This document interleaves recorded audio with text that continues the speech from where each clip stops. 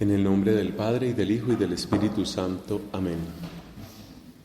Te saludo, María, muy amada, el Señor está contigo, bendita tú entre las mujeres y bendito Jesús, el fruto de tu vientre. Santa María, Madre de Cristo Dios, ruega por nosotros pecadores, ahora y en la hora de nuestra muerte. Amén. Te saludo, María, muy amada, el Señor está contigo, bendita tú entre las mujeres y bendito Jesús, el fruto de tu vientre. Santa María, Madre de Cristo Dios, ruega por nosotros pecadores, ahora y en la hora de nuestra muerte. Te saludo, María, muy amada, el Señor está contigo, bendita tú entre las mujeres y bendito Jesús, el fruto de tu vientre. Santa María, Madre de Cristo Dios, ruega por nosotros pecadores, ahora y en la hora de nuestra muerte. Padre, te da gloria a tu Hijo en el Espíritu Santo. Como era en el principio, ahora y siempre, por los siglos de los siglos. Amén. En el nombre del Padre, y del Hijo, y del Espíritu Santo. Amén. Amigos queridos, nuestra reflexión, como ya se dijo, tiene este título: La siembra obstinada. Hay varias fuentes de inspiración para esta reflexión que vamos a compartir. Como ustedes se pueden imaginar por el nombre, tiene que ver con la parábola del sembrador. Una de las varias maneras de mirar la parábola del sembrador es que el sembrador es un sembrador obstinado. Y es un sembrador obstinado porque varios de los lugares donde siembra pues no funcionan. Parece que es trabajo perdido. Parece que él está desperdiciando su tiempo, su energía, su talento. Sin embargo, la parábola acaba de un modo sorpresivo, porque nos dice que en el terreno bueno se obtiene una gran cosecha, que dice es del 30 por 1, del 60 por 1 o del 100 por 1. Esto quiere decir que aunque muchas semillas se pierden, las que dan fruto compensan y compensan sobradamente a las que no dan fruto. Esa es la inspiración fundamental detrás de esta idea de la siembra obstinada. Observemos que hay dos ideas claves aquí que son las que gobiernan esta reflexión. La primera, experimentaremos varios tipos de fracaso. No es un solo tipo, sino varios tipos de fracaso. Ese es uno. Pero luego, el descubrir que la acción de la gracia es tan preciosa que rebasa, que supera los fracasos. O sea que la parábola nos está hablando de fracaso y de éxito. Es muy interesante ver que hay varios tipos de tierra mala y Cristo no nos habla sino de un tipo de tierra buena, pero aún en la tierra buena hay distintos niveles de resultado o de fruto, por así decirlo. Entonces, esa es la inspiración general. Ahora pensemos en esa expresión, los varios tipos de fracaso y por qué el fracaso. Y aquí sí nos vamos a desprender un poquito de la parábola y vamos a hacer un análisis un poco más independiente. Entonces esta charla va a tener como 3 partes. Primero vamos a hablar de los varios tipos de fracaso, después vamos a hablar de qué significa ese éxito, ese buen fruto, y después vamos a comentar algunas aplicaciones para nuestra propia situación, muy particularmente para familia espiritual. Entonces, tenemos que hablar del fracaso. Por supuesto, el fracaso no es algo agradable. El fracaso es algo que produce desánimo, produce tristeza, en algunas ocasiones produce indignación. Por ejemplo, cuando uno siente rabia con uno mismo por cosas que no logra superar, o cuando uno siente rabia con otras personas, cuando uno dice, pero si tampoco es tan difícil, si lo único que tendría que hacer es tal o cual cosa. Entonces el fracaso está asociado a la tristeza, a la frustración y a la indignación. Esas 3 palabras, por favor, tenerlas presentes. El fracaso está asociado a la tristeza, está asociado a la frustración y está asociado a la indignación. Por lo mismo, el fracaso es una experiencia terriblemente desagradable, pero no es una experiencia definitiva. La parábola nos muestra que no es una experiencia definitiva. Eso también hay que tenerlo en cuenta, porque el enemigo quiere que nosotros miremos el fracaso como una experiencia definitiva. Es decir, realmente lo que quiere el enemigo es que primero nosotros no nos convirtamos, pero si nos convertimos, que no extendamos el Evangelio a otras personas. Y si pretendemos extender el Evangelio a otras personas, es decir, evangelizar, lo que quiere el enemigo malo es que fracasemos y que nos paremos en nuestro fracaso, que miremos nuestro fracaso como algo definitivo. Bueno, ahora hablemos de los tipos de fracaso. Podemos hablar de un fracaso interno o interior y un fracaso exterior. El fracaso interior lo experimenta uno cuando se da cuenta que su propia vida no cambia, o que no cambia de la manera que uno quisiera o a la velocidad que uno quisiera. Ese es un fracaso interior. El fracaso interior. Yo creo que muchos de nosotros que tenemos ya algunos años en el servicio al Señor conocemos muy bien esa sensación. La sensación de que nosotros mismos tenemos una resistencia. En algunas personas se experimentará como una pereza, en otras personas como que soy inconstante, entonces es una inconstancia. En otras personas es más bien como una especie de confusión, pero que me va restando energía. No estoy seguro de si realmente vale la pena. El fracaso interno, ¿a qué se debe? Tratemos de profundizar, que para eso estamos aquí. El fracaso interno, ¿a qué se debe finalmente? Pues Cristo lo anunció, Cristo lo anuncia en el Evangelio. Cristo dice que el camino del reino de Dios es un camino estrecho, lo describe como un camino estrecho, como una senda empinada, y describe la vida cristiana como un cargar la cruz. Es decir, que nosotros experimentemos fracaso no debería escandalizarnos. Hasta cierto punto es la realidad lógica cuando nosotros hablamos de lo que es la vida humana. Pero entonces seguimos preguntando, ¿por qué es tan estrecho el camino de la virtud? ¿Por qué es tan estrecho? ¿Por qué es tan difícil el camino del bien? ¿Por qué muchos de nosotros registramos los mismos pensamientos que dice San Pablo en Romanos capítulo 7? Lo que quiero hacer, eso no lo hago. Lo que quiero evitar, lo termino haciendo. ¿Por qué sucede eso? Entonces seguimos avanzando y nos damos cuenta que hay una realidad muy profunda que no es otra sino la realidad del pecado original y de sus consecuencias. Es decir, son las huellas del pecado original las que finalmente hacen arduo el camino de la virtud. Efectivamente, el pecado original ha lastimado nuestra naturaleza. ¿Qué ha hecho el pecado original en nuestra naturaleza? Pues mira, ha afectado nuestras potencias, nuestra inteligencia, nuestra voluntad y nuestra memoria. Han sido afectadas. Entonces, la inteligencia afectada por el pecado ha quedado oscurecida. La búsqueda de la verdad es dura, es ardua, es esforzada. Nuestra voluntad ha quedado herida. ¿En dónde se muestra la herida de la voluntad? En que preferimos la recompensa fácil, la recompensa rápida. Y por eso, el aplazar la retribución es algo que nos cuesta trabajo. Nuestra voluntad ha quedado herida. Busca la recompensa inmediata. Por supuesto, el enemigo malo sabe que esto es así y por eso toda tentación tiene la estructura de una recompensa fácil. Se ve muy bien en el caso de un robo. En vez de esforzarme trabajando, agarro lo que no es mío y ya lo tengo.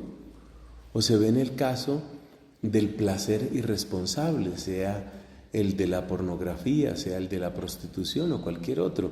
Se ve que es eso, es decir, en vez de trabajar por construir una relación con otra persona donde la intimidad será importante pero no será todo, en vez de trabajar largamente, de recorrer ese camino que es largo, pues lo más sencillo es un poco de pornografía, de masturbación, de lo que sea, y ya se tiene una especie de recompensa fácil. Esa es la herida de la voluntad. Entonces, la herida de la inteligencia, ¿cuál es? La herida de la inteligencia consiste en que es difícil encontrar la verdad. Sostenerse en la búsqueda de la verdad es difícil. Es difícil. Y esto se nota en todos los campos, en la ciencia, en la filosofía, pero también en el derecho. Por ejemplo, buscar qué es lo realmente justo. En la ética, qué es lo realmente correcto. No es fácil encontrar lo que es correcto. Entonces, la inteligencia herida por el pecado encuentra difícil avanzar hacia la verdad. La voluntad herida por el pecado busca una recompensa fácil. Y la memoria no es nuestra aliada en la medida en que está herida por el pecado. Porque la memoria herida por el pecado trae muy vivo el recuerdo del placer ilícito o del placer impuro o del placer irresponsable, y a la vez trae la memoria, trae el recuerdo de todo lo que hemos sufrido y de lo que nos han hecho sufrir otros. Entonces, según la teología católica, los problemas del pecado original están en las heridas de las potencias, pero además de eso, hay una palabra que es la palabra concupiscencia. Esa palabra concupiscencia es importante. Si ustedes me preguntan, yo no estoy completamente seguro en este momento de si hay una diferencia entre la herida de la voluntad y la concupiscencia. Como lo logro ver, son muy semejantes y no es lo mismo. Pero básicamente la concupiscencia es algo así como el encanto que tiene lo malo, aún sabiendo que es malo. El encanto. Ya se trate de el placer sensual, ya se trate de la venganza, ya se trate de la pereza. Es el encanto, es la fascinación que produce lo malo. Parece que la concupiscencia obtiene su fuerza no únicamente de una potencia, es decir, de la voluntad, sino que obtiene su fuerza porque es como una caricia al ego. Fíjese usted los ejemplos que he dado. La persona que sabe que tiene mucho trabajo, pero dice, yo aplazo eso, la famosa procrastinación. Yo aplazo eso. Esa es una caricia al ego. No es que le falten fuerzas, es un sentir que por encima de lo que debiera hacer está lo que quiero hacer. Y ese imponer lo que yo quiero sobre lo que yo debo, en el fondo es una caricia, es una manera de acariciar el ego. O piense, por ejemplo, lo que es el rencor o la venganza. Aunque es algo tan distinto de la pereza, el rencor tiene también la estructura de una caricia al ego, porque por un momento me siento dueño de la situación, me siento señor de la relación con la otra persona. Entonces, aquí creo que hemos llegado a una explicación muy interesante que ustedes saben perfectamente, no es mía, es la teología católica simplemente. Yo trato de transmitir simplemente con fidelidad lo que nos ofrece la Iglesia. Entonces, ¿qué tenemos aquí? Estamos buscando la fuente del fracaso personal. Y en la fuente del fracaso personal hemos encontrado la raíz más profunda, según enseña nuestra teología. La raíz más profunda son las consecuencias del pecado original que hacen que la inteligencia tenga que elaborar mucho para lograr la certeza y lograr la verdad. Que la voluntad tenga que vencerse para no contentarse con la recompensa inmediata. Y que la memoria tenga que trabajar para no recordar únicamente el placer ilícito o el daño que me hicieron, sino más bien recordar los bienes que he recibido y las bendiciones que han llegado a mi vida. Y además de eso, vemos que existe la concupiscencia, que en primer lugar es como una herida de la voluntad, pero que en general es como una caricia al ego.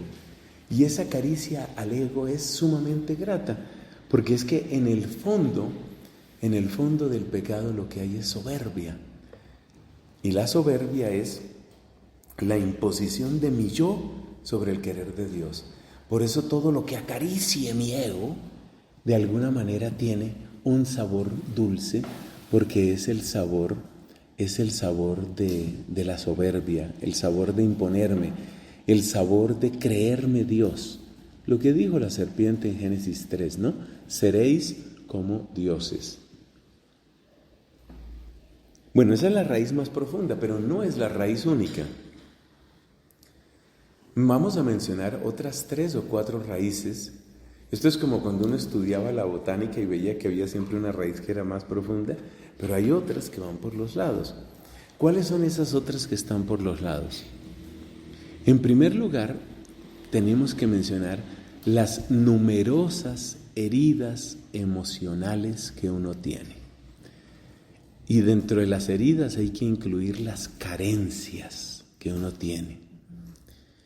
Hay que incluir esos engaños que uno ha sufrido. Hay que incluir todo ese daño que produce vivir en una tierra de pecadores. Porque resulta que el único pecador no soy yo, sino que los que me rodean desde mi nacimiento, mi propia familia, son pecadores. Algunos de ustedes han sabido eso, incluso lo han sabido. Es muy duro cuando una persona se entera, oiga, en un momento dado pensaban abortarme. Eso tiene un impacto brutal dentro del corazón, porque eso significa entonces yo no era amado, y ese es un vacío muy grande. Yo llegué y yo estorbaba. ¿Por qué eso hace arduo el bien? Porque aquí viene otro principio metafísico y teológico muy importante, y es que nosotros, hermanos queridos, no somos creadores del bien. Uno solo puede ser bueno, uno solo puede hacer el bien transmitiendo el bien. En nosotros, que somos criaturas, no está la capacidad de crear el bien. Oiga, no podemos crear el bien. Y esto tiene una espiritualidad tan profunda que es la que nos muestra San Pablo en 1 Corintios 13. Es una frase que ustedes me han oído varias veces.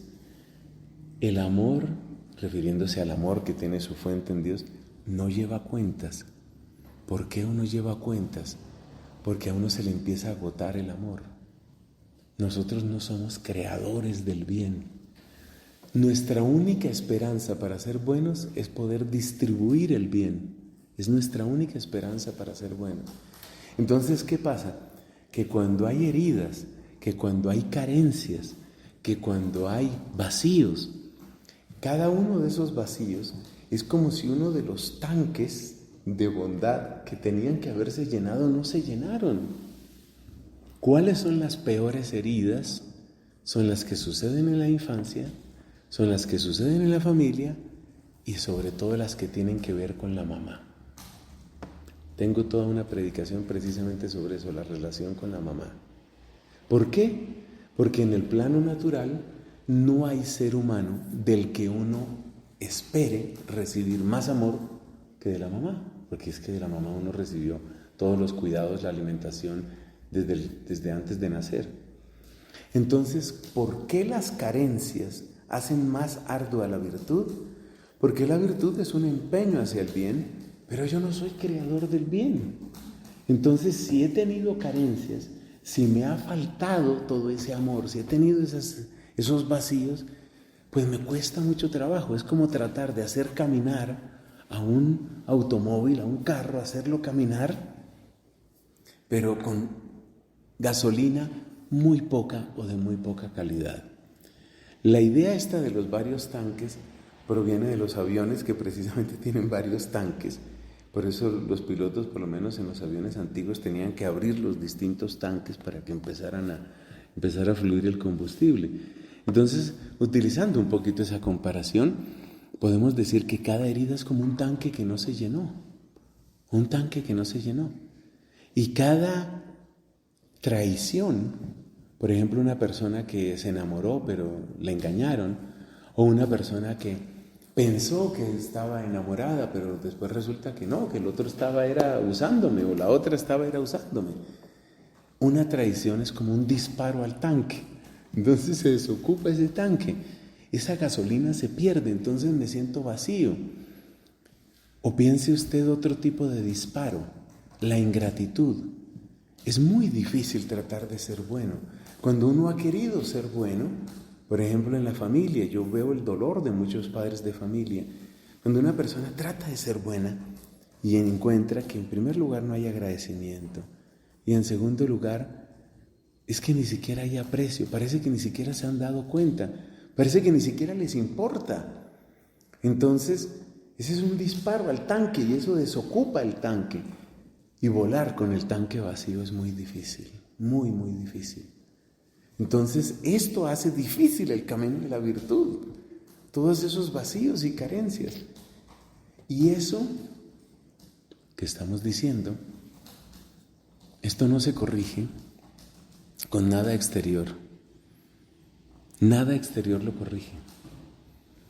¿Y qué cosas son exteriores? Yo puedo estudiar, por ejemplo, y tener muchos conocimientos, filosofía, teología, historia, pero eso no llena el problema, el vacío sigue ahí.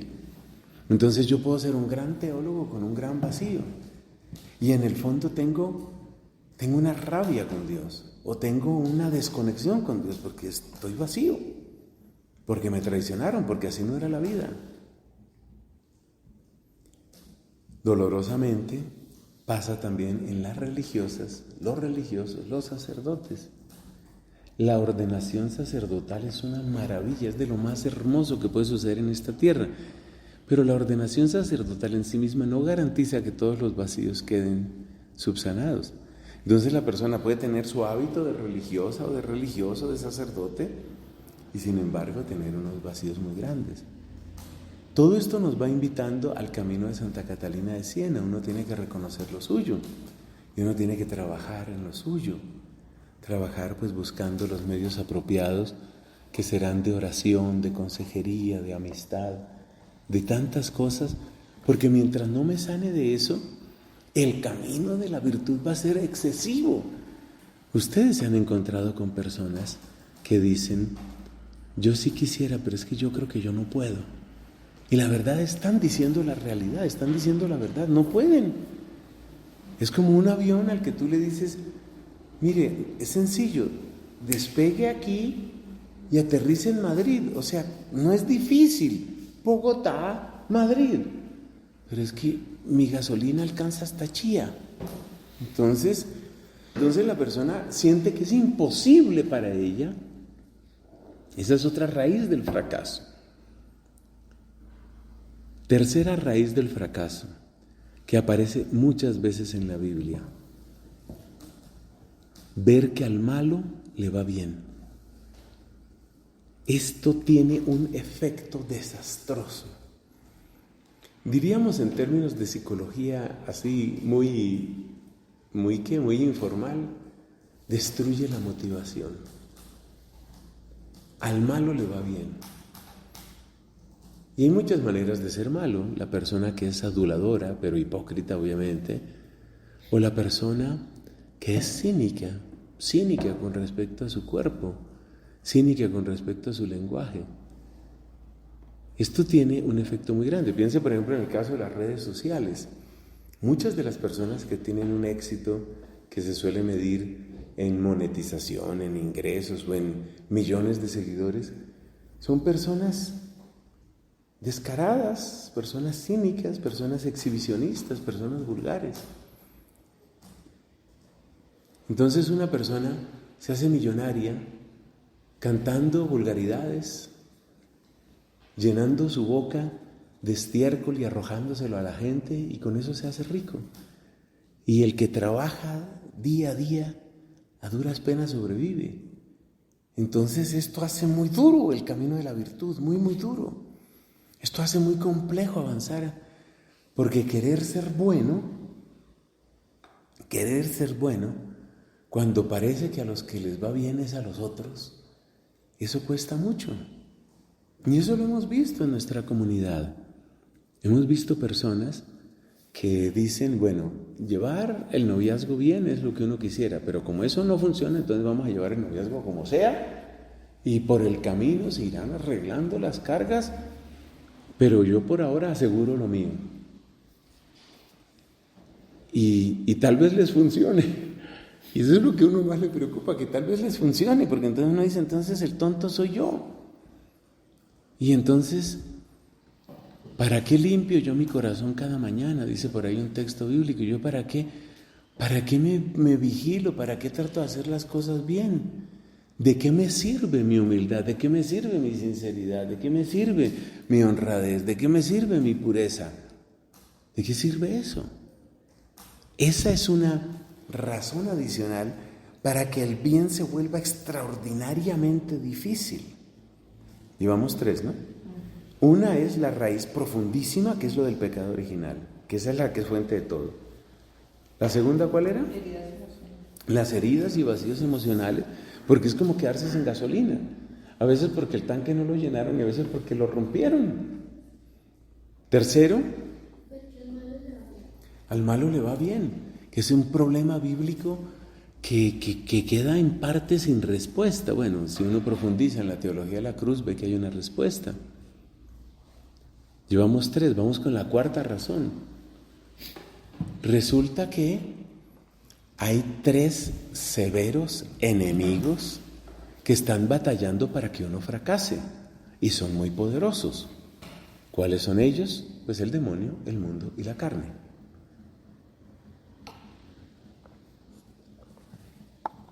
Vamos a decir que la parte de la carne está incluida en lo que hablamos de la voluntad. Vamos a decir eso, para no extender demasiado esta charla. Vamos a decir eso, pero la parte del demonio y la del mundo son muy poderosas. ¿En qué se manifiesta la fuerza del mundo? Se manifiesta sobre todo en 2 cosas que hemos predicado varias veces. La fuerza del mundo se expresa sobre todo en 2 cosas. Primero, la capacidad para aislarnos. Es decir, eso de que todo el mundo piense una cosa distinta, eso de que todo el mundo viva de otra manera, eso de dejarme como tan solo, incluso si no me atacan, eso de dejarme tan solo, porque nosotros no fuimos creados para estar solos. Claro, usted ya se va dando cuenta que esto tiene un antídoto en una comunidad creyente, porque en una comunidad donde hay personas que piensan y sienten más o menos parecido a lo que yo pienso y siento, hay algo me acompaña, ¿no? Pero el mundo tiene mucha fuerza en eso, mucha fuerza. Y es impresionante cómo eso entra por todas partes, ¿no? Entra por todas partes, en la manera de vestirse, en la manera de hablar, en los valores que se tienen, en los lugares a los que se va. Incluso a lo que la gente hace con su propia vida, con su propio cuerpo, con su propio tiempo. He contado muchas veces la historia de lo que me sucedió hace bastantes años en una misión en California, cuando una chica, yo estaba confesando, una chica se acercó y me dijo, yo no me vengo a confesar, pero quiero hablar con usted. Ella tenía un español así un poquito, se ve que le costaba expresarse en español, su lengua principal era el inglés. Pero bueno, ahí me explicó con mucha claridad, me dijo, yo me siento muy rara porque todas mis amigas o tienen o ya han tenido novia y yo no. Entonces yo soy rara. Yo soy rara. Y esto sucedió hace casi 10 años. O sea, yo creo que el mundo no ha mejorado en los últimos 10 años. Entonces la persona se siente rara. No es que nadie la esté empujando a ella a que sea lesbiana, pero el solo hecho de sentirse rara, de sentirse sola, de sentirse aislada, es extraordinariamente difícil porque uno no quiere eso.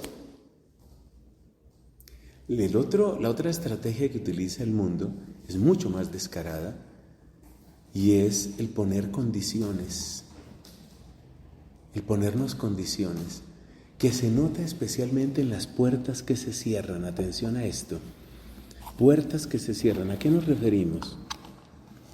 Lo que me decía una amiga que trabajaba en un periódico de amplia circulación nacional en este país. Me decía ella, bueno, me contaba un poco del ambiente, llamémoslo así, laboral un ambiente muy pesado, gente pues cada vez más en el tema de la droga, hablando con naturalidad de sus dosis de marihuana semanales, casi cotidianas, su promiscuidad, la bisexualidad, todo ese tipo de cosas. Bueno, esta mujer no es de esa línea. Y entonces el aislamiento no es solo que no hablo tanto contigo, que no te invito, que no cuento contigo, que no te incluyo en los chistes, no. El aislamiento también es que tú no subes. Tú no subes, a ti no te ascienden. A ti no te ascienden. Y bueno, yo un poquito de eso puedo decir que yo he conocido. A ti no te ascienden. Tú te vas quedando abajo y tú no subes, porque las oportunidades son para otros. Y en la práctica lo que el mundo te está diciendo es lo que decíamos en algunas predicaciones, me acuerdo en el 2020, en Semana Santa y por allá en Pascua o en Cuaresma. El mundo te pone condiciones. O haces esto o no subes. O haces esto o no tendrás el trabajo. O haces esto o no te gradúas. Entonces, eso se llaman las aduanas del pecado. Entonces el mundo va poniendo las aduanas del pecado. Tienes que hacer esto, si no, no subes. La única respuesta que yo conozco a eso es lo que nosotros hemos llamado la sabia mediocridad. Entonces uno tiene que tener conciencia de que como cristiano no va a subir en muchas cosas. Y si quieren que les cuente cuál es el gran intercesor, el gran abogado y el gran ejemplo que he encontrado sobre este tema, me permito recordar el nombre amable de San José.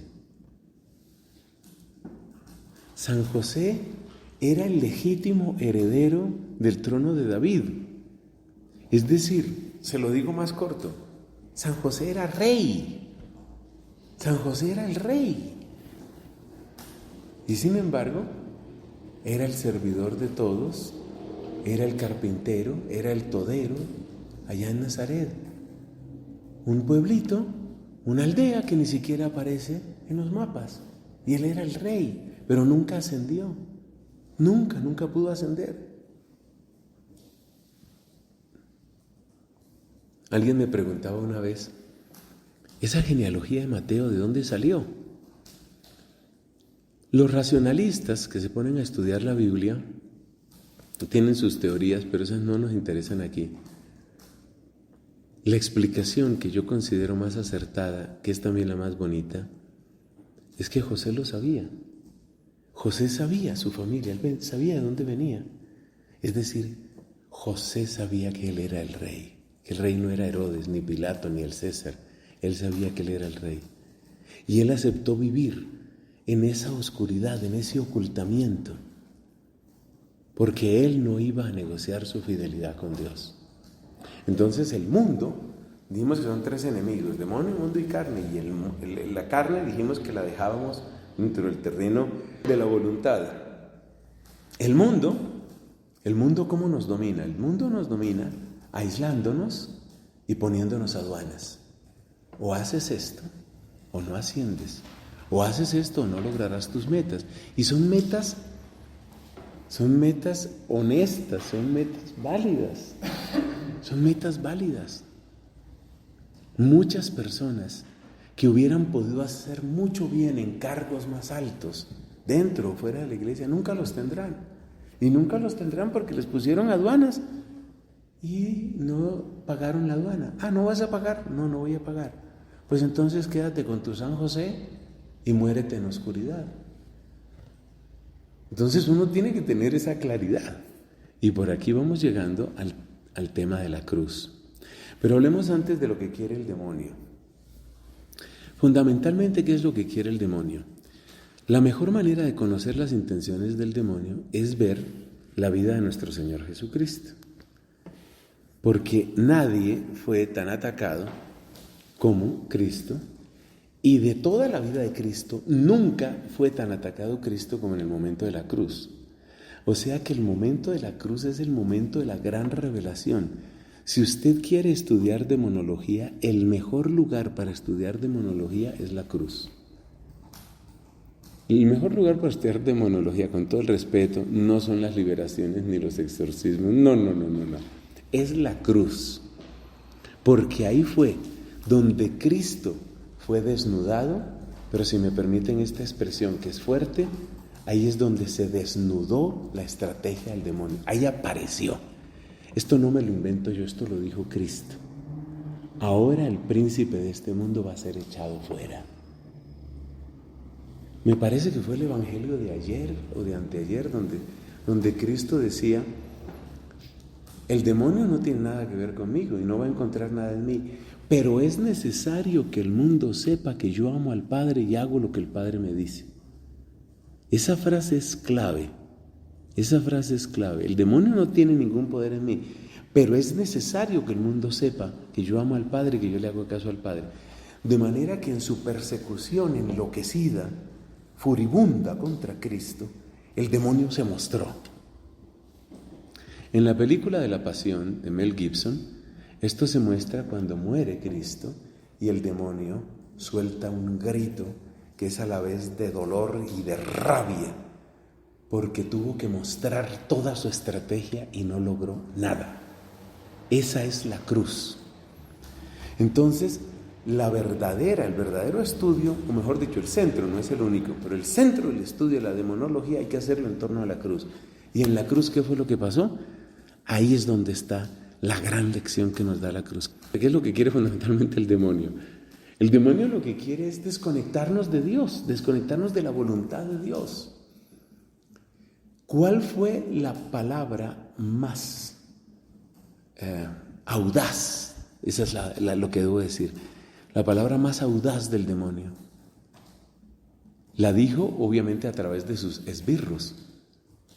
Bájate de la cruz y creeremos. Esa es la puñalada más salvaje para el corazón de Jesús. Porque lo que Cristo había querido toda su vida era que la gente creyera.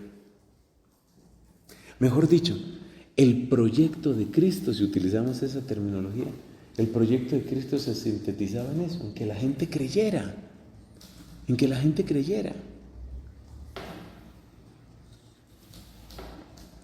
¿Y qué es lo que le ofrece el demonio? Sí, vamos a creer lo que tú estás anhelando, por lo que has trabajado toda tu vida. Te lo voy a dar, pero necesito una cosa, que te separes de la voluntad del Padre. Entonces esto quiere decir que el demonio está trabajando fundamentalmente en eso, en separarnos de la voluntad del Padre. Esa es la obra principal del demonio. Con una gran audacia y con una profundidad que solo puede venir del Espíritu Santo, Santa Catalina de Siena nos enseña lo siguiente, hermanos queridos. Catalina nos enseña que el demonio siente asco de los pecados carnales, los produce, nos empuja hacia la impureza, nos empuja hacia la inmundicia sexual, pero siente asco del pecado sexual. Esta es una sorpresa. Yo cuando leí eso por primera vez dije, no me lo hubiera imaginado, o como dicen ahora, esa no la vi venir. Esa no me lo hubiera imaginado yo. Efectivamente, el pecado carnal, precisamente por ser carnal, le repugna al demonio, que es un espíritu. Pero la razón profunda es que el pecado carnal trae algún tipo de recompensa. Y el modelo de pecado para Satanás es el pecado sin recompensa, es decir, la maldad destilada hasta su última expresión. Es decir, el ser malo por el solo deseo de ser malo, por el solo deseo de no ser de Dios.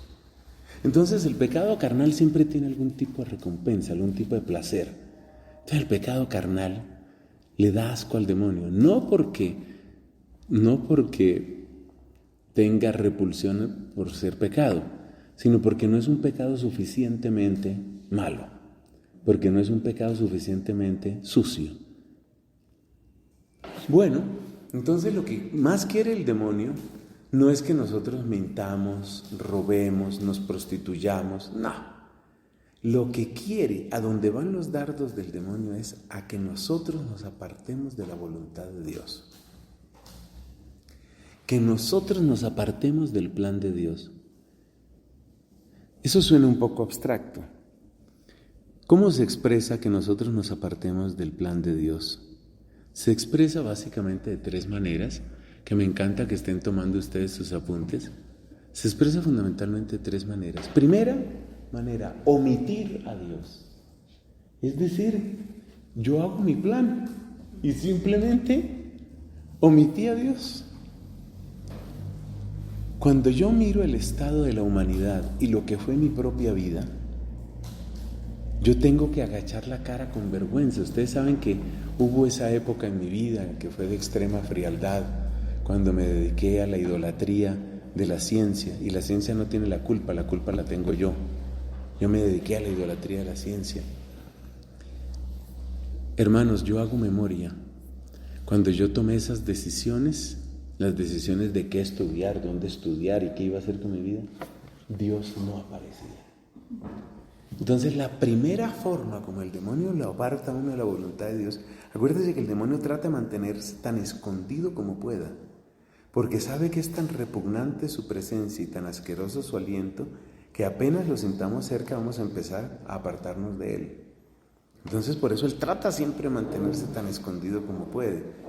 Entonces, la primera forma de apartarnos de la voluntad de Dios es que omitamos a Dios.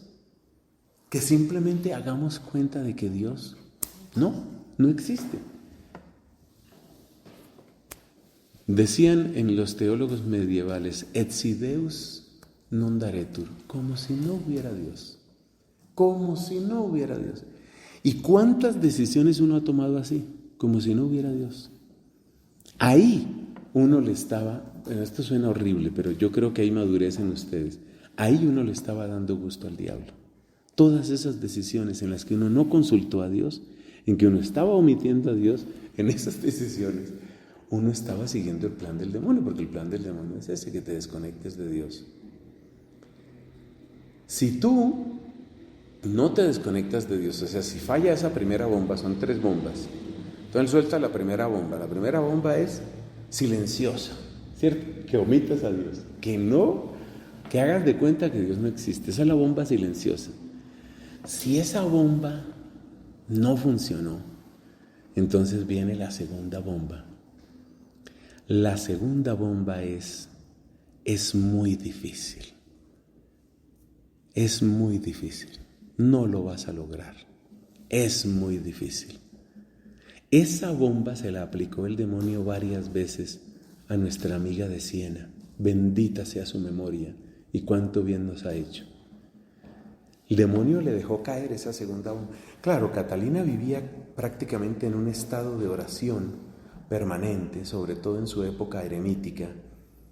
Entonces era imposible que ella omitiera a Dios, ella no iba a omitir a Dios. Entonces le soltó la segunda bomba. La segunda bomba es: no vas a poder. El camino es demasiado largo. Lo que se está pidiendo de ti es imposible. No vas a poder. No vas a poder. No. Otros podrían, pero tú no vas a poder. Y le amontonaba la suma de los días, ¿no? Especialmente con el tema ese de vivir en penitencia y vivir en perpetua y perfecta virginidad. No, tú no vas a poder. Tú no vas a poder con eso. Entonces, ¿eso es para qué? Para separarnos. El objetivo siempre es el mismo: separarnos de la voluntad de Dios. Tú no vas a poder eso. Por supuesto, el remedio, ¿cuál será? El remedio para la primera bomba es una oración mucho más consciente, mucho más profunda, mucho más constante. Y en más preguntarle a Dios: ¿qué quieres, Señor? ¿Qué quieres? ¿Cómo quieres tú, Señor? El remedio para la segunda bomba dijimos que esto no vas a poder. El remedio para la segunda bomba es la combinación de la humildad y la confianza. Me humillo ante Dios, efectivamente. Yo soy criatura, yo no soy creador, yo soy criatura. Y como decía Catalina, nada con pecado encima, ¿no? Yo soy criatura y yo soy pecadora, yo soy pecador. Pero yo confío en ti. Mire, el grito de la confianza es un grito muy poderoso. Yo confío en ti. Yo no voy a poder, efectivamente. Acuérdese lo que dijimos del bien. El bien no sale de nosotros. El bien, esto es tan importante, yo no sé por qué no se predica más. El bien no sale de uno. Y cuando uno intenta sacar el bien de uno, uno empieza a llevar cuentas. ¿Y qué es llevar cuentas? Mirar el indicador del tanque de gasolina. Entonces uno empieza a decir lo de Pedro. Oiga, ya perdoné una vez, ya perdoné 2 veces, ya perdoné 3, perdoné 4, perdoné 5. ¿Cuántas más? ¿Será hasta 7? ¿Qué sentía él? Que su tanque llegaba hasta 7. Y ya después de 7 ya no iba a poder perdonar más. Entonces la segunda bomba del demonio es: tú no vas a poder. La tercera bomba del demonio es mucho más difícil de describir. Pero, según lo que nos enseñan santos doctores que nos han hablado de la noche oscura del alma, que ahí es donde toca hablar de la noche oscura del alma o la noche oscura del espíritu, es una especie de golpe brutal a la fe. El golpe brutal a la fe, que se expresa, según escribe Santa Teresa de Calcuta en su diario, que se expresa con estas palabras: ¿y qué tal que todo sea mentira? Incluyendo la oración, incluyendo la existencia misma de Dios. Entonces la primera bomba es: mira, tú vive como si Dios no existiera. Segunda bomba: bueno, ya, dices que Dios existe, pero tú no vas a poder llevar una vida de virtud, de conversión y de eso te queda grande. Y siempre esa frasecita asquerosa: otros podrían, pero tú no vas a poder. Y claro, cuando el demonio le dice a uno eso, que lo dice de muchas maneras, otros podrían, pero tú no, uno siempre recuerda cosas malas de la vida de uno. Y uno dice: claro, con los pecados que yo he cometido, yo no voy a poder. Ya me lo decía mi mamá, yo no voy a poder. Mi profesor de educación física me dijo: nunca correrá una maratón. Conclusión: nunca voy a poder. Entonces, la tercera bomba, ¿cuál es? Es el golpe brutal a la fe. El golpe brutal a la fe.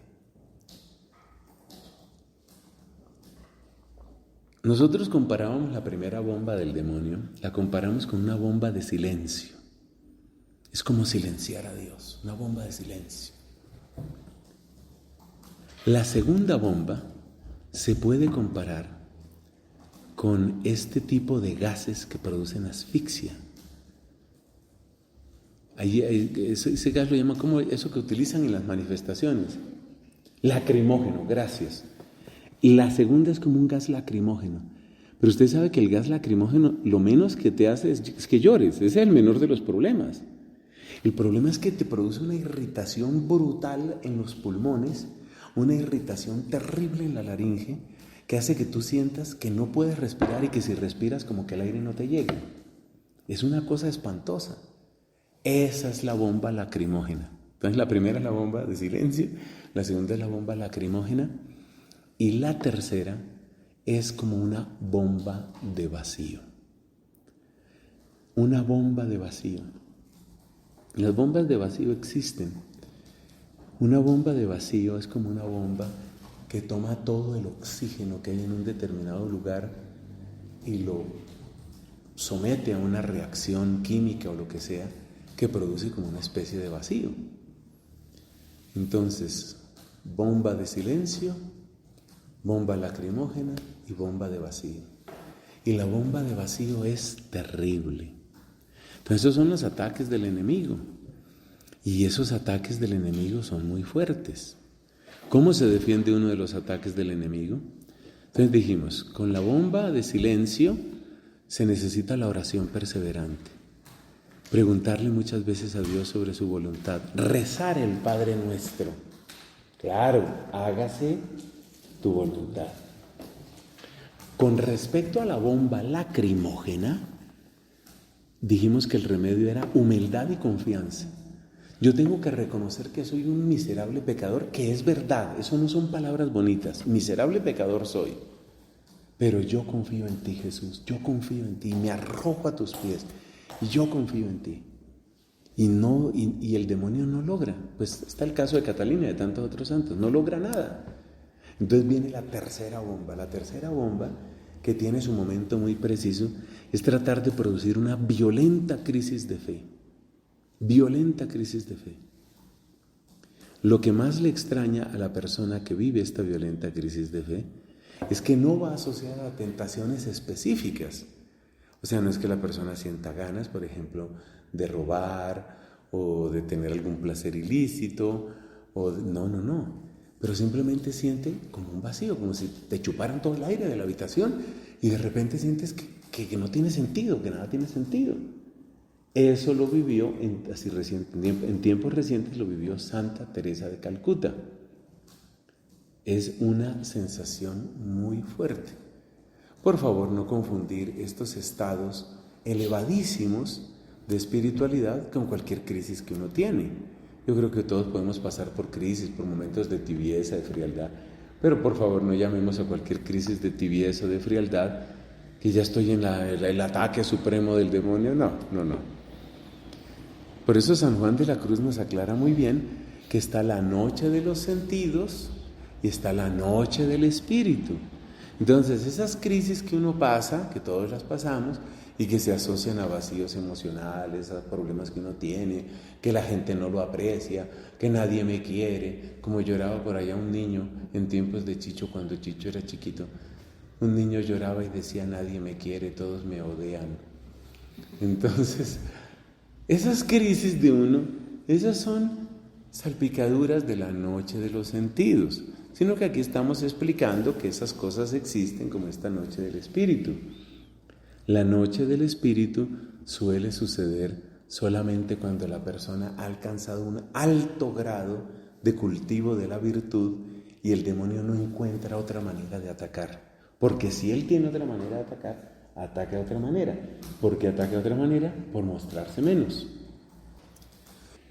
Así como hay un remedio para la bomba de silencio, que es esa oración perseverante que siempre busca la voluntad de Dios, así como hay un remedio para la bomba lacrimógena que quiere irritarnos y decirnos que es imposible, y ese remedio es humillarse y poner toda la confianza en el Señor. El remedio que nos muestran los santos con respecto a esa última bomba de vacío es permanecer en el desierto con Cristo avanzando, jamás detenerse, aunque no se sienta, aunque no se entienda, aunque no se vea, seguir avanzando, porque ahí es donde tenemos nuestra respuesta. Bueno, hemos hecho un pequeño estudio sobre el fracaso y por qué es tan difícil la virtud. Resumamos, ustedes me ayudan con el resumen. La raíz principal, el pecado original, que afecta nuestras potencias y que produce la concupiscencia. Después de ese, el segundo era las heridas emocionales y los vacíos. Acuérdese que es distinto un vacío de una herida.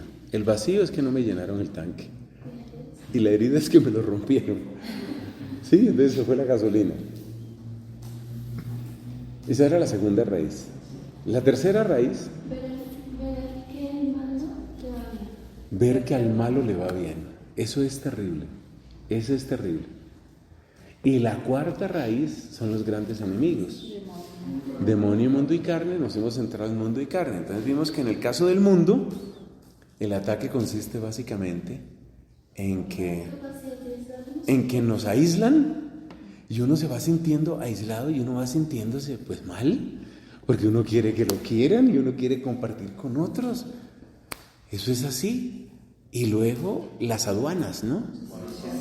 Si no haces esto, no va a haber, no, ahí te quedarás.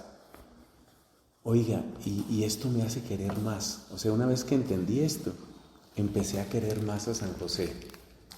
Una vez que caí en cuenta con plena claridad que San José era rey y que él sabía que era rey, pero que sin embargo se sostuvo en lo que se tenía que sostener.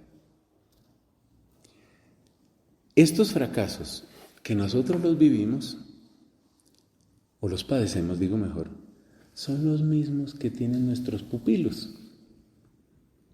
Entonces la gente que usted tiene a cargo, la gente que usted tiene cerca, por ejemplo, si usted es gerente, sus directores de ministerios, están viviendo este tipo de situaciones. O sea que esta instrucción no es solo para que usted la aplique a usted mismo, sino para que usted piense, esto lo viven, si usted es gerente, lo viven sus directores de ministerio. Si usted es director de ministerio, ¿Qué quiere decir? Que lo están viviendo pues sus equipos, sus coordinadores o sus pupilos. Esta teología, que a veces le parece a uno que es así como un poquito lejana, un poquito abstracta, es la cosa más vivencial del mundo, es la cosa más práctica del mundo. Es decir, que este análisis que hemos hecho aquí, usted lo puede aplicar a las personas. O sea, usted tratando con caridad, con prudencia y con sabiduría a las personas, usted puede ver las huellas del pecado original en las personas, y uno las ve. Y uno ve, por ejemplo, la concupiscencia. Uno ve perfectamente cómo eso sucede. Uno ve cómo la persona, en esto segundo que describíamos, el segundo que describíamos era ¿cuál? Repasemos. Las heridas. Las heridas. Uno se da cuenta de eso. Cómo las personas quieren servir. Y esa es como una angustia que a mí me da. La gente quiere servir, pero como se ha visto cuando el carro se le acaba la gasolina, empieza a toser. Llega un momento en el que se le acaba la gasolina. Y uno tiene que tener la misericordia de entender, hombre, la persona está en su límite. Entonces la persona no es jalemos, permítame, lo jalo, no es jalemos, no es remolquemos, porque si tú remolcas, debe decir, si tú remolcas, pues eso dura un momento, pero tú no vas a remolcar a la persona toda la vida. Entonces lo que se necesita es ver cómo cargamos la gasolina en esa persona, cómo le llega ese combustible a esa persona. Se necesita que le llegue, si no, no hay manera. Y la gran sorpresa, que es uno de los descubrimientos más importantes en esto, la gran sorpresa es que los tubos de la gasolina son los mismos tubos de la oración. Hay una frase en la Biblia que es una antífona de la liturgia de las horas. Este es el que ama a sus hermanos, el que ora mucho por su pueblo. Entonces yo tengo que orar mucho por mi gente, orar con amor y teniendo su rostro aquí presente, porque solo la oración podrá, por caminos que yo no conozco, por conductos que yo no sé cómo llegan al corazón de la persona, podrá hacer que se vaya recargando de ese amor. Entonces ahí está esa gasolina. Entonces ahí se necesita la oración permanente. Y entonces uno tiene que tener la sabiduría de vigilarse uno y saber que uno es un pecador y que uno es imperfecto y a la vez mirar a su gente. Uno sufre y uno se cansa, pero ellos también se cansan y ellos también sufren. Y el tercero que dijimos es que ellos sufren de ver que al mal, ¿cómo es? A los malos les va bien.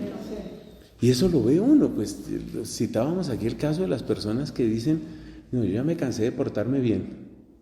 Ya me cansé de portarme bien, ahora me voy a portar mal, a ver si así sí me funcionan las cosas.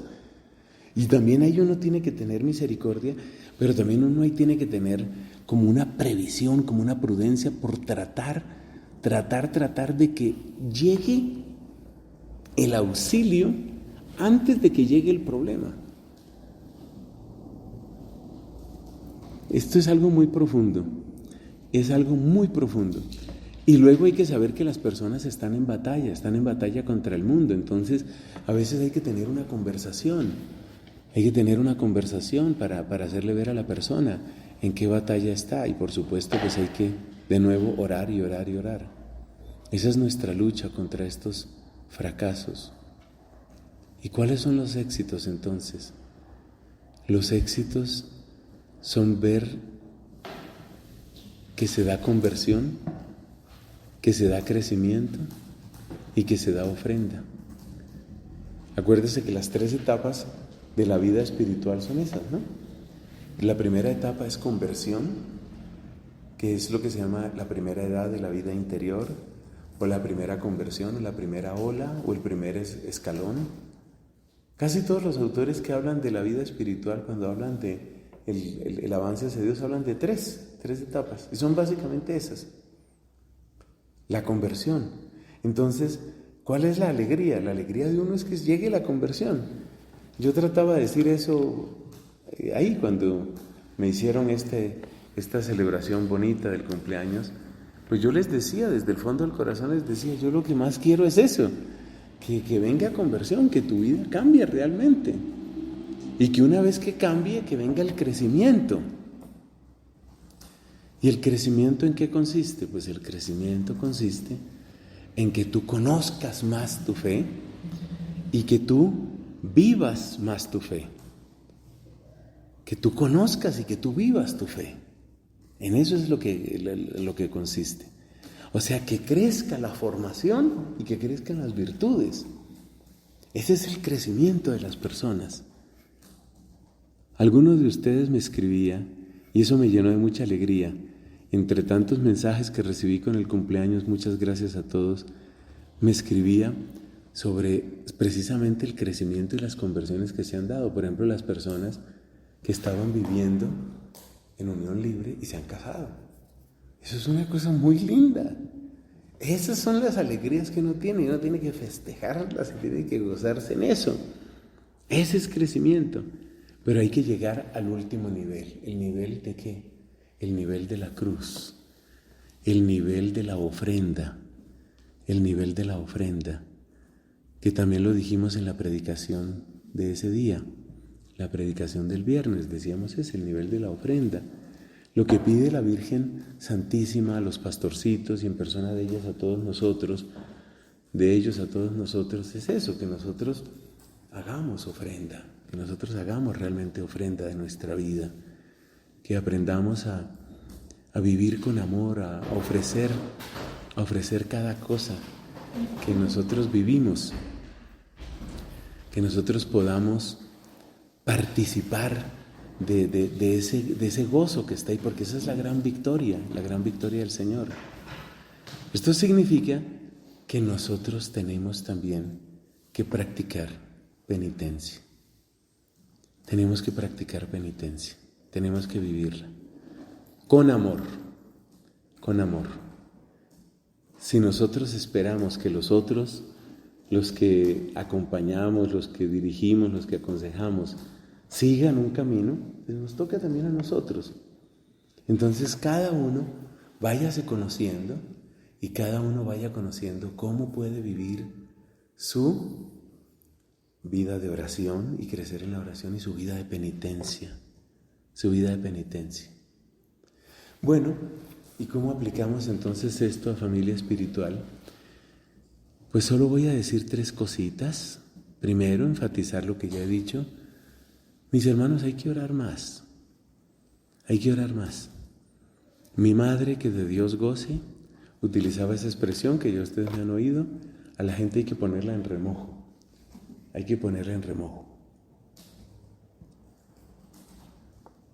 Antes de cualquier conversación, hay que orar mucho por la persona. Orar mucho. Porque en una conversación hay una cosa que puede salir bien y hay 1000 cosas que pueden salir mal.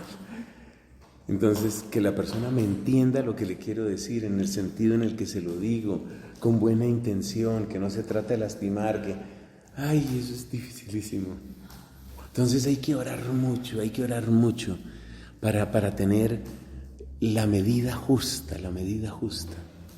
Entonces, la primera recomendación es la oración.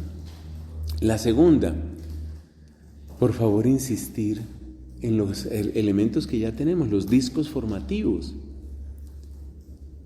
Pero hoy les voy a agregar una palabra a ustedes, una palabra que yo tal vez no la apreciaba tanto antes, la palabra admiración. Yo les pido a ustedes como gerentes, como directores, sean admirables. Yo les pido eso, sean admirables. En alguna oportunidad dijo San Pablo, que fue uno de los textos que me sacudió para hacerme entender esto, dice San Pablo, imítenme a mí y a los que viven como yo. Esa palabra puede parecer arrogante, puede parecer pedante, esa palabra es preciosa.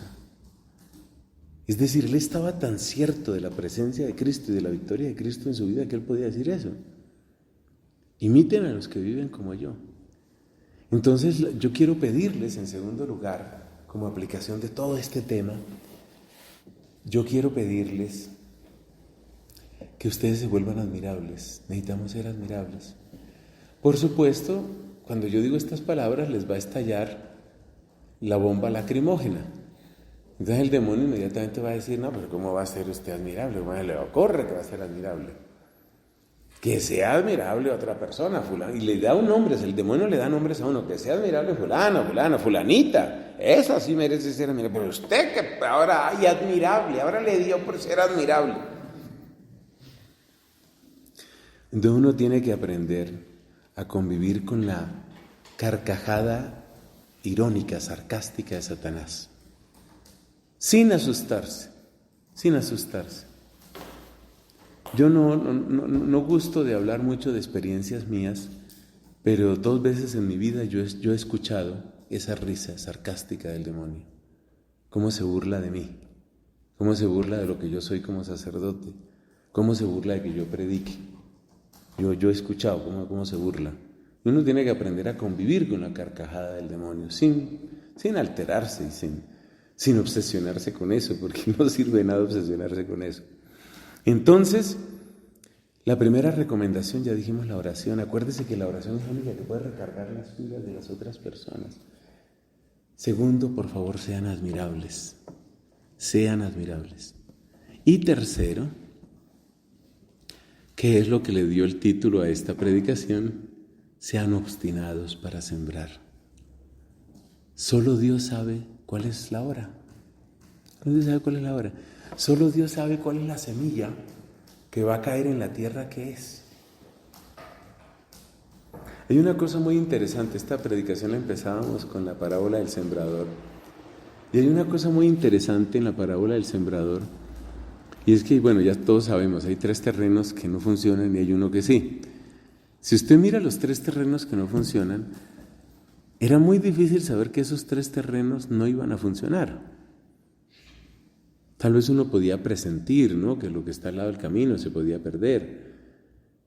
Pero me llama la atención, por ejemplo, esto que dice Cristo, que cayó en tierra que era poco profunda. Yo creo que toca saber demasiado agricultura para ver así por fuera la tierra y decir, no, eso es poco profundo. Uno como que no sabe eso.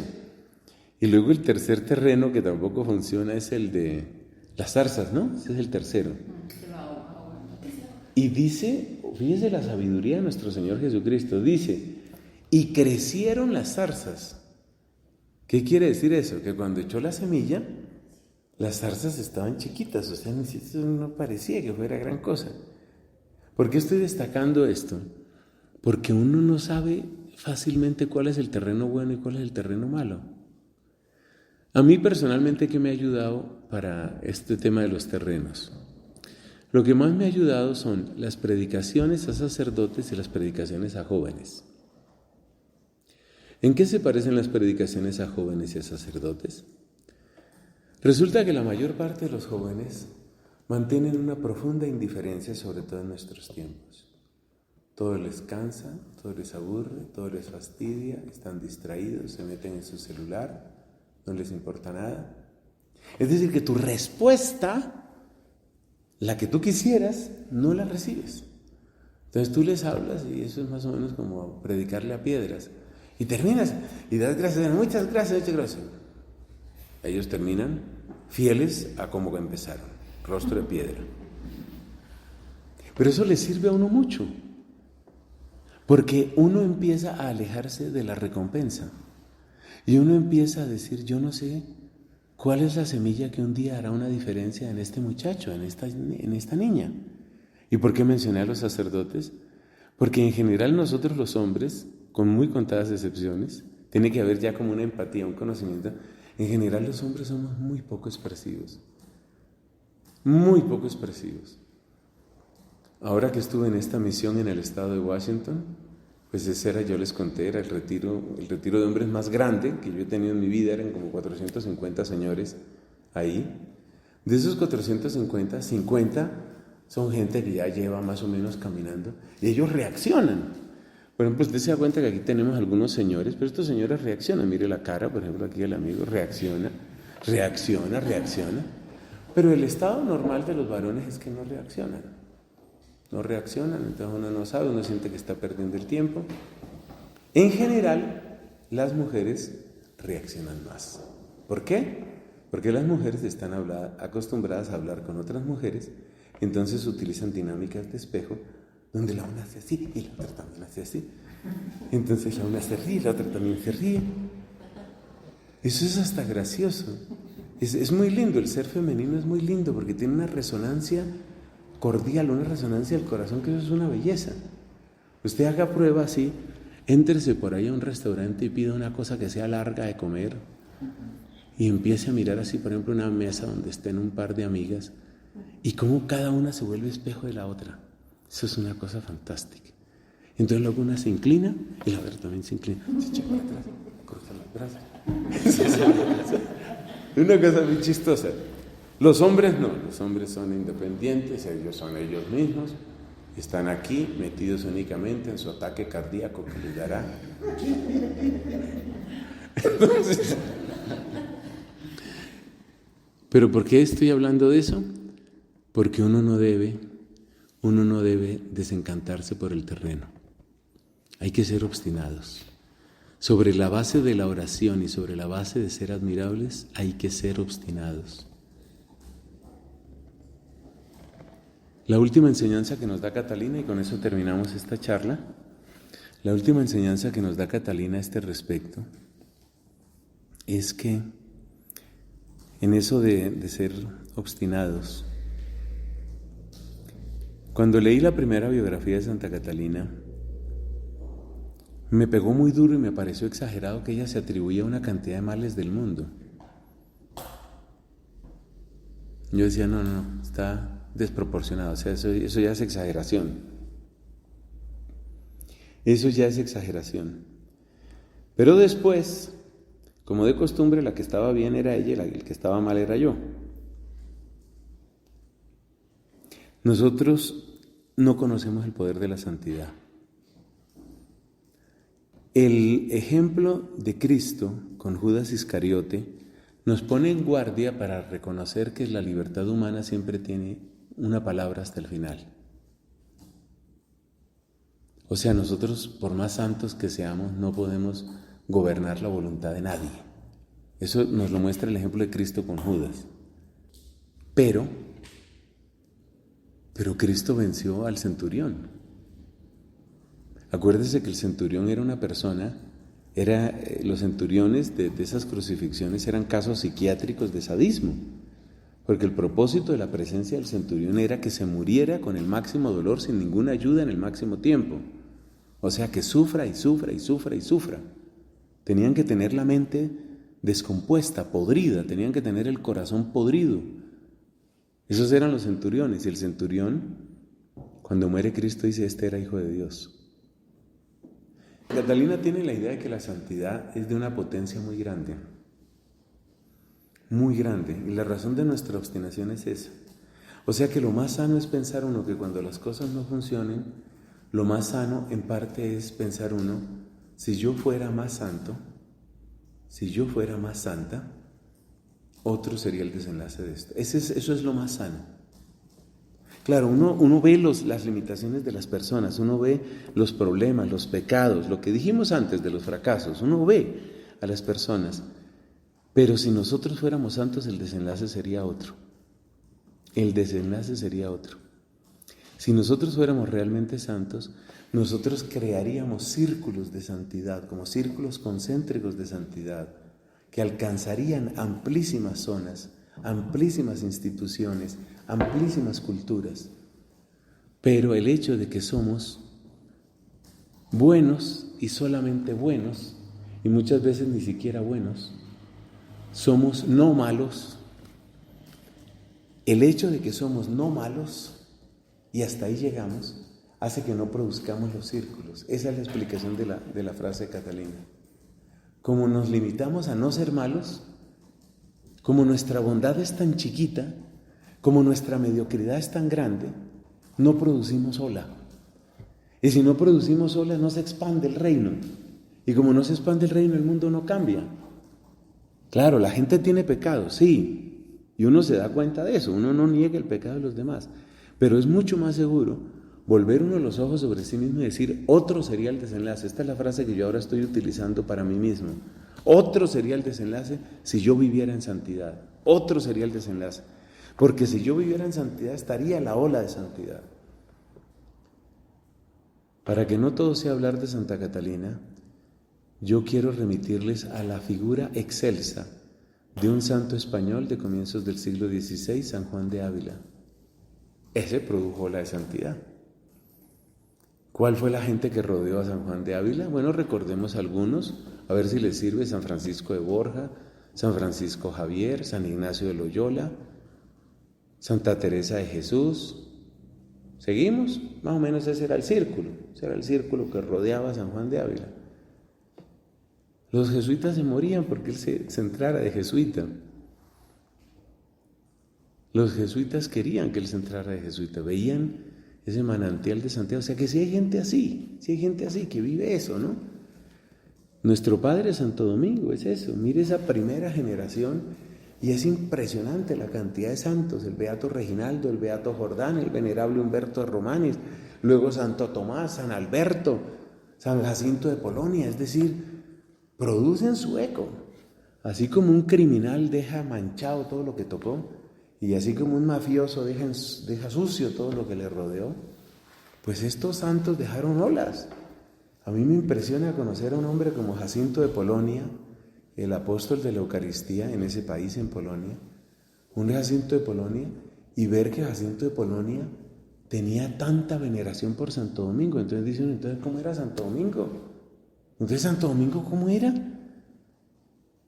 Entonces, santidad y obstinación en la santidad. Gloria al Padre, al Hijo y al Espíritu Santo. Como en el principio, ahora y siempre, por los siglos de los siglos. Amén.